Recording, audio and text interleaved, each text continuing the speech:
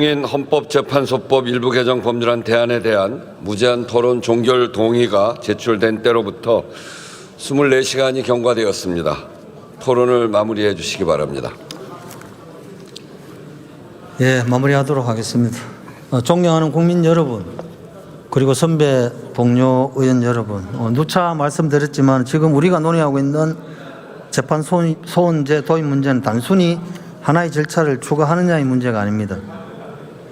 이 문제는 대한민국 사법체계의 근간을 유지할 것인가 아니면 그 뿌리부터 흔들 것인가를 결정하는 중대한 헌정 질서의 문제이기 때문입니다. 지금까지 헌법소원제 도입을 주장하는 측에서 독일 등 해외 사례를 언급하면서 법원의 재판 역시 헌법 통제의 대상이 되어야 한다고 주장해 왔습니다.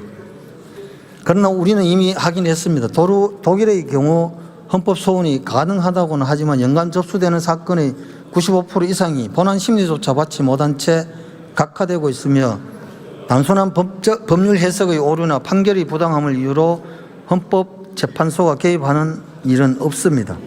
즉 독일의 제도는 재판을 다시 심사하는 상급심의 구조가 아니라 극히 제한적인 헌법 위반 여부를 판단하는 예외적 통제 장치에 불과합니다. 반면 미국과 프랑스 등 주요 헌정 국가에서는 예초에 재판 자체를 헌법 심사의 대상으로 두지 않고 있습니다. 이들은 재판의 확정력과 법적 안정성 그리고 사법권 독립이라는 헌정 원리를 존중하기 위한 최소한의 장치입니다. 그런데 작금의 대한민국 국회에서 거대 민주당의 일방적 입법 독재로 밀어붙이고 있는 지금 이 자리에서 추진되고 있는 헌법 소원제는 어떻습니까?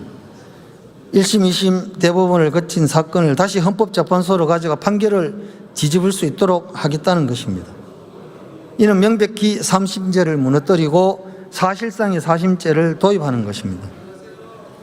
법원의 최종 판단을 또 다른 기관이 재판의 형태로 다시 판단하게 되는 순간 헌법재판소는 헌법기관이 아니라 슈퍼대법원으로 변질될 수밖에 없을 것입니다.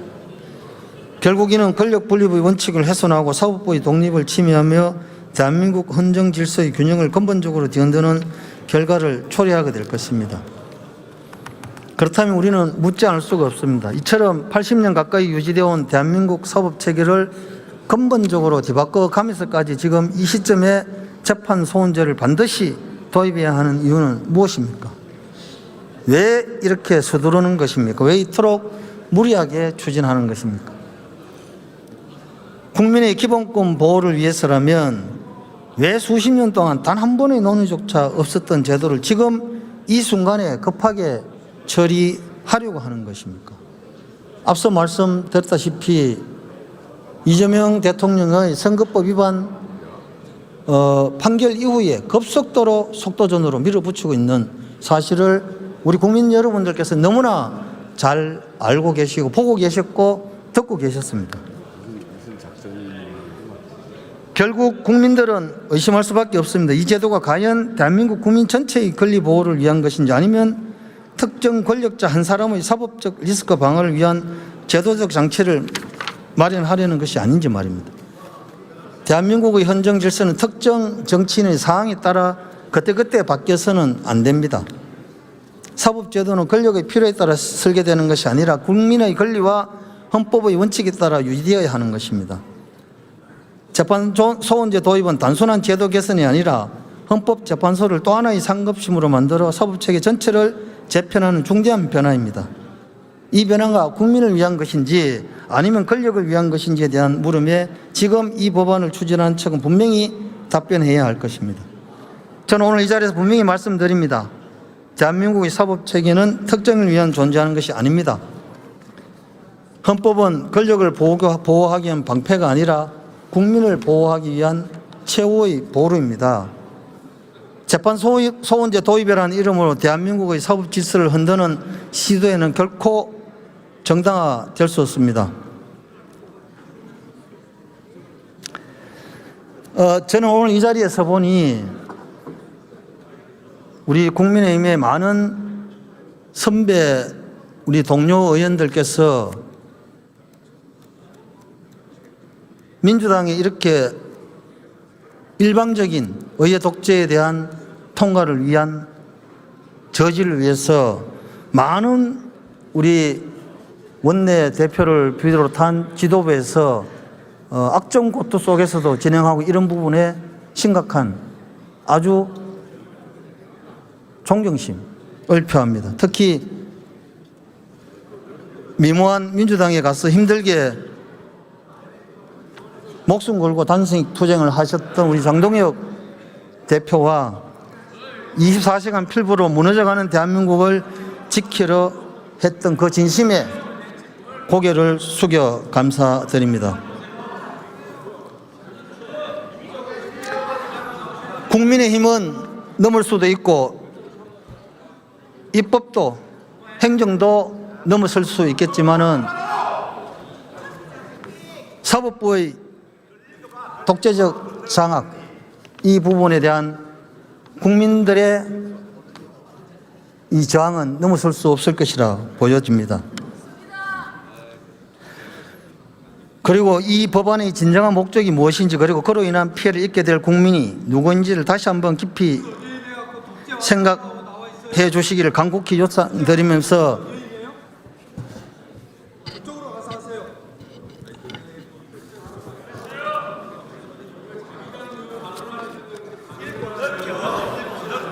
우리 건불 10년 하무 11홍이라고 했습니다. 자, 지금 구자근 의원께서 지금 마무리 발언을 하고 계시니까 그 발언 토론에 대해서 경청하시기 바랍니다. 네, 좀 기다리세요.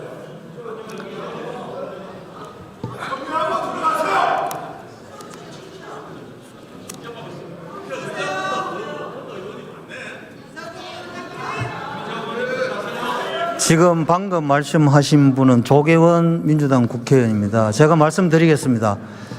건불 10년 하무 11홍이라고 아무리 아름다운 꽃도 열흘이면 지고 그런 민주당이 그렇게 오래 갈 것 같고 20년 갈 것 같은 권력도 10년을 넘지 못한다는 말씀이 있습니다. 그리고 우리 사람이 평생 나만은 죽지 않다라고 생각할 수 있지만은 인생 여백 국악이라고 우리 인생 역시도 문틈서로 보이는 그 틈새에 백마가 순식간에 지나가는 형태와 똑같다고 할 수 있습니다. 그래서 다시 한번 민주당 국회의원님들께 간곡하게 호소드립니다.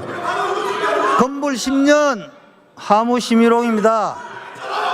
조계원 의원님 나와서 이야기하세요.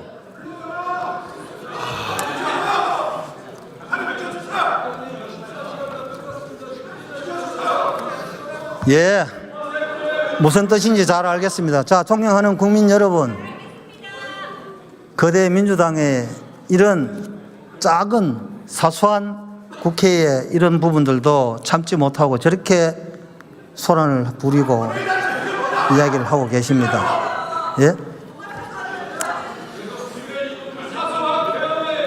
자, 대한민국 국민으로서 당연한 상식과 선배 동료 의원들의 양심을 믿어보도록 하겠습니다. 어떤 것이 국민과 앞으로 우리 미래를 책임질 미래 세대를 위한 것인지 현명한 판단을 내려주시길 부탁드리면서 무제한 토론을 마치도록 하겠습니다. 경청해 주셔서 대단히 감사합니다. 마치도록 하겠습니다.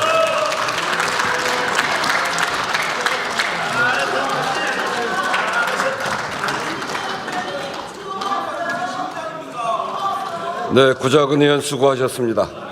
그러면 무제한 토론 종결 동의의 건을 표결하도록 하겠습니다.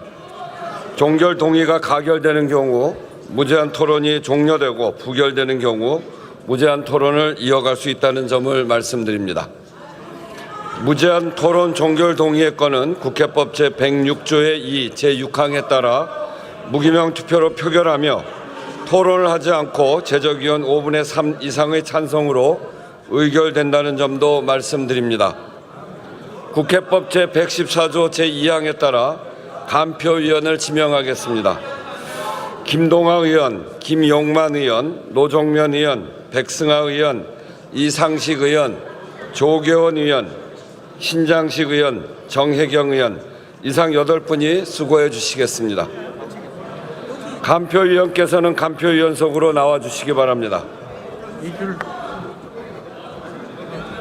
여 원내대표 쓰라 그래요. 의사국장으로부터 투표 방법에 관한 설명을 들은 다음 투표를 시작하겠습니다. 원내대표 의원회 대표는 그 앞에는 비켜주시죠.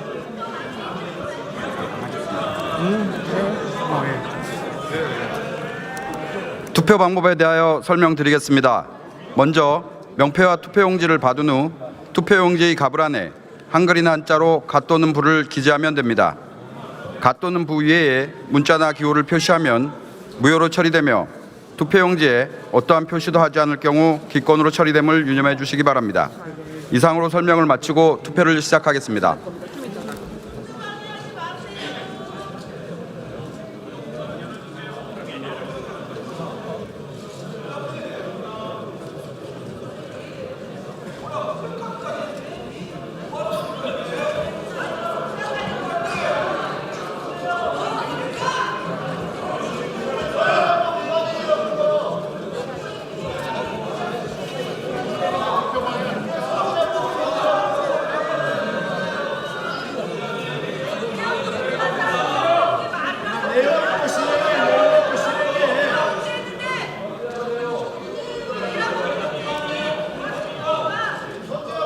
자, 프랭카드는 치우시죠. 프랭카드